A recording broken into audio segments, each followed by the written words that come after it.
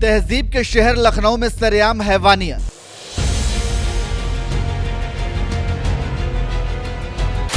बारिश के पानी से महिला के साथ की गई छेड़खानी।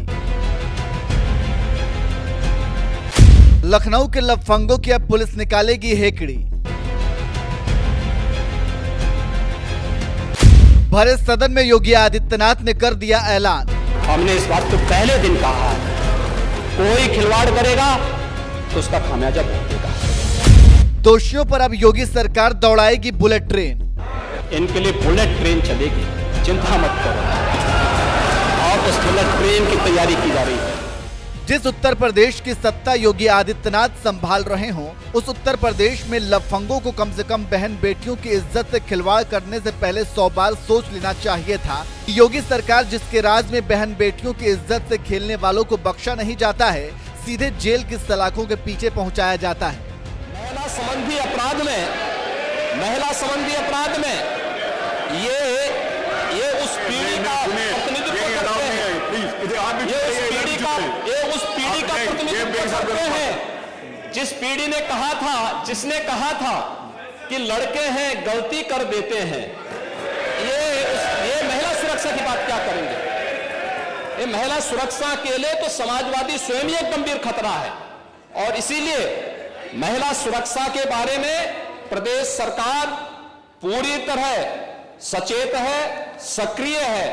हर बेटी को भी, हर व्यापारी को भी सुरक्षा प्रदान करने के लिए पूरी तरह प्रतिबद्ध है।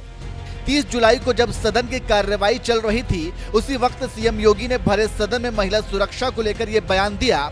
लेकिन इसके बावजूद लखनऊ के लफंगों ने लगता है योगी की चेतावनी को हल्के में ले लिया था। इसलिए 31 जुलाई को जब भारी बारिश से पूरा लखनऊ पानी पानी हो गया था, तो उसी दौरान गोमती नगर चौराहे पर कुछ शोहदों ने बाइक सवार महिला पर बारिश का पानी फेंककर उनकी इज्जत से खिलवाड़ करने की कोशिश की।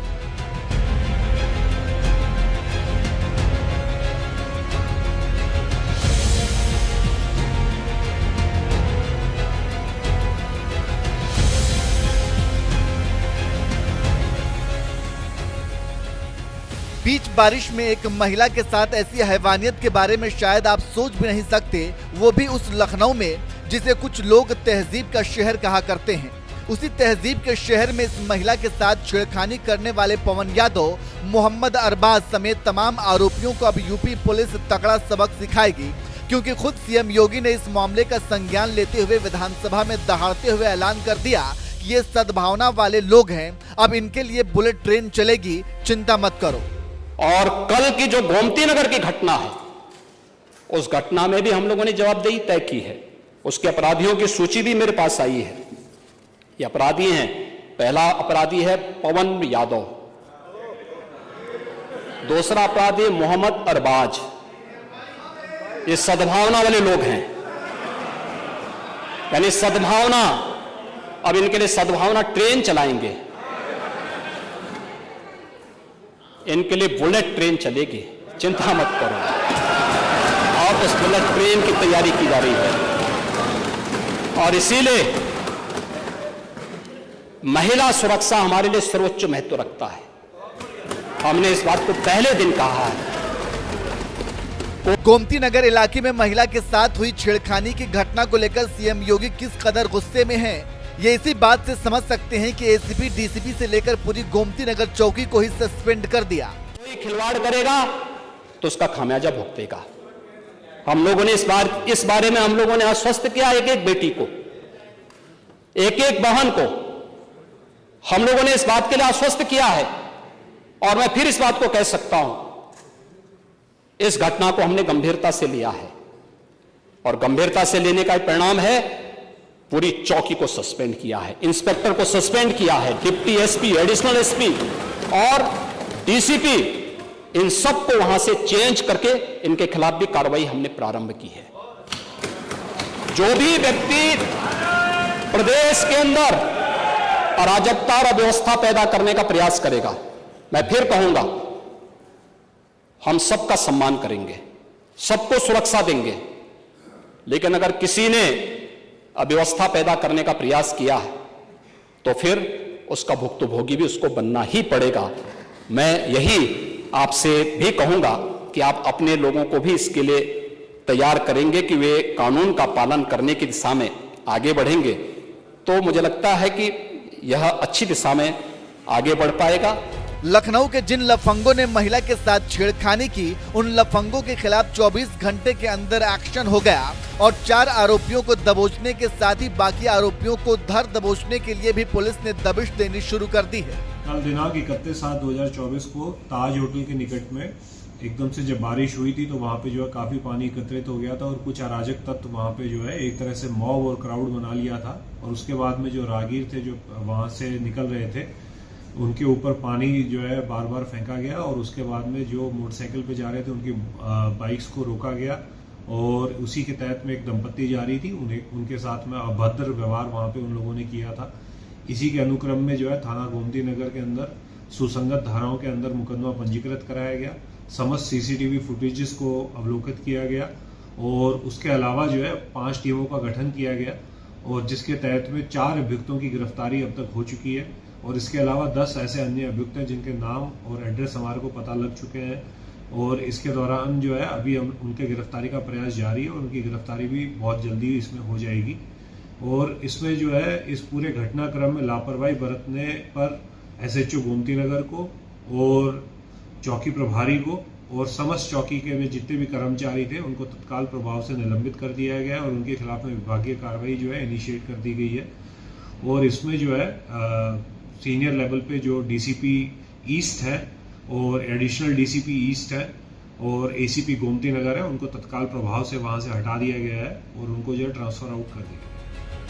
जिस लखनऊ में बैठकर सीएम योगी उत्तर प्रदेश चलाते हैं, उसी लखनऊ में योगी की नाक के नीचे इन शोहदों ने महिला के साथ छेड़खानी करने की जरूरत की और अब इस जरूरत के लिए उन्हें गंभीर अंजाम भी भुगतना पड़ रहा है। सीएम योगी ने इन आरोपियों को ऐसा सबक सिखाने की ठानी है जिससे पूरे यूपी में संदेश जाए कि इस तरह की घटिया हरकत करने वालों का क्या अंजाम होता है। योगी सरकार के इस एक्शन पर आपका क्या कहना है? अपनी राय हमें कमेंट करके जरूर बताएं और साथ ही योगी ने सदन में और क्या कुछ कहा, आइए आपको सुनाते हैं। अयोध्या का यह मामला है जिसमें अयोध्या में मोइन खान जो समाजवादी पार्टी का नेता है, अयोध्या के सांसद की टीम का सदस्य है, 12 वर्षीय एक नाबालिग बच्ची के साथ दुष्कर्म का कृत्य में शामिल पाया गया। अभी तक समाजवादी पार्टी ने उसके खिलाफ कार्रवाई नहीं की है।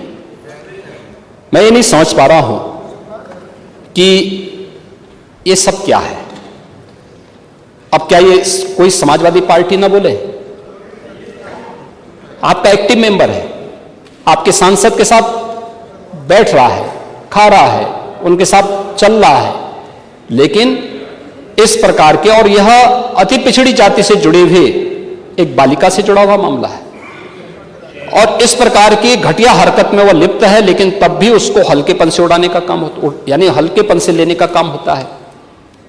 ये घटनाएं क्या दिखाती हैं? कल ही हरदोई में एक दुर्भाग्यपूर्ण घटना घटित हुई और हरदोई में घटित दुर्घटना में भी बीरे उर्फ वीरेंद्र यादव इस समाजवादी पार्टी का पूर्व जिलाध्यक्ष है। अब देखो किस प्रकार के व्यक्ति को आप जिलाध्यक्ष बना रहे हैं। इस पे IPC और CRPC की कोई ऐसी धारा नहीं जो इस पे लगी हो। 28 ऐसे मामले हैं और ऐसे नहीं कि मामले 17 से 24 के बीच के हों।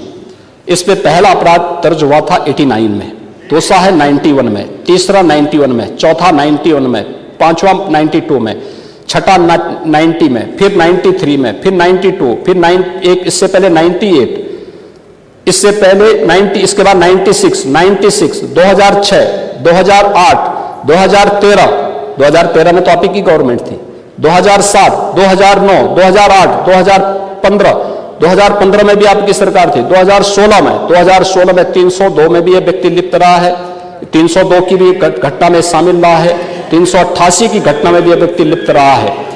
इसी प्रकार से 2016 में 302 के मामले में व्यक्ति लिप्त रहा है। 2002 में यूपी गुंडा अधिनियम के अंतर्गत इसके खिलाफ कार्रवाई हुई है। ऐसे ही इसके खिलाफ फिर 2002 में भी इसके खिलाफ गुंडा एक्ट के अंतर्गत कार्रवाई हुई है। 2017 में यूपी गुंडा एक्ट के अंतर्गत इसके खिलाफ कार्रवाई हुई है और फिर 2017 में भी इसके खिलाफ कार्रवाई हुई है।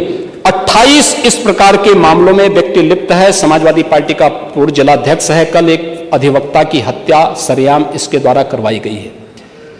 और इस प्रकार के अपराधियों को आप कहते हैं साहब गोली मार रहे हैं, क्या माला पहनाएंगे क्या?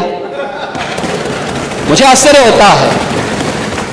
अब इस प्रकार का तो ये ताजा उदाहरण है, इस समाज के लिए सबसे बड़े कलंक है, इस समाज का कोड है। और इस कोड को जब तक हटाएंगे नहीं तब तक उत्तर प्रदेश की स्थिति को ठीक करने में कठिनाई होगी।